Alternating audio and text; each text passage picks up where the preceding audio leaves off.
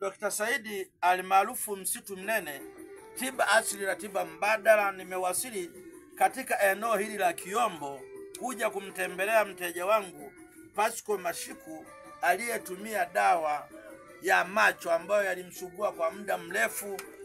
Kwa bahati nzuri, kwa kuwa nimefika kwenye duka, basi naomba niweze kusalimiana naye. Ndugu yangu Pasco, habari za Kiyombo kijana? Salama, shikamoo. Marhaba, kwema. Ulitumia dawa ya kwangu ambayo inatibu macho. Ulitumia?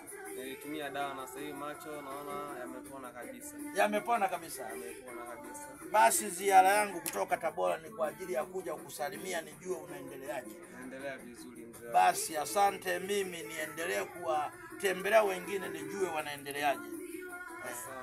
Kwa mtu yoyote wa hapa Kiyombo anayetaka kunipata mimi Dr. Saidi, atumie mawasiliano 0754648598.